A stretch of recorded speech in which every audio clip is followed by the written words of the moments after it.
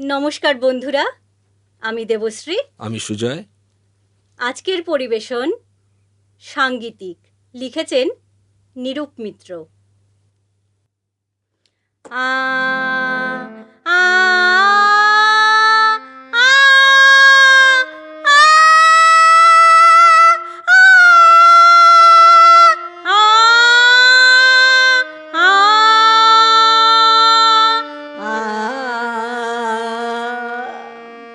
আচ্ছা, ঘণ্টাখানেক ধরে গলা সাচ্ছি, লোকটাকে তো একবারও দেখতে পেলাম না।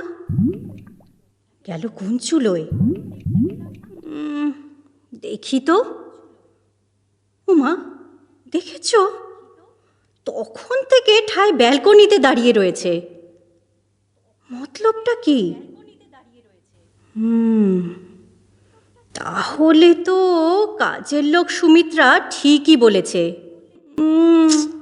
লোকটার এই বয়সে চরিত্র দোষ ঘটলো। এই যে, কোথায় তুমি? আমি ব্যালকনিতে আছি। সেইটাই তো শুধোচ্ছি, এত জায়গা থাকতে তুমি ব্যালকনিতে কেন? কেন আবার? এমনি। এদিকে এসো। কেন, কি হয়েছে? কেন কি বৃত্তান্ত জিজ্ঞেস না করে আসতে বলেছি, আসবে। এসো বলছি। ওহ, এই তো এসেছি। কি বলছো? আমি কদিন থেকেই লক্ষ্য করছি, আমি গান গাইতে বসলেই তুমি ব্যালকনিতে গিয়ে দাঁড়াও। ব্যাপারটা কি বলো তো? এই সুযোগে ব্যালকনি থেকে অন্য বাড়িগুলোর অন্তর্মহল দেখো নাকি? পাগল, তোমার এমন নিকট সান্নিধ্য থেকে আউটসিং করব? তাহলে আমি গান গাইতে বসলেই ব্যালকনিতে গিয়ে দাঁড়াও কেন? সে একটা কারণ আছে। কি কারণ সেইটাই তো জানতে চাইছি। স্ত্রীকে ছেড়ে আউটসোর্সিং করো কি না সেটা আমার জানা দরকার।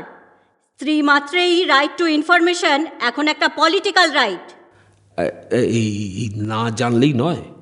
স্ত্রী হিসেবে তোমার চরিত্রের গতিবিধি জানার আমার অধিকার আছে।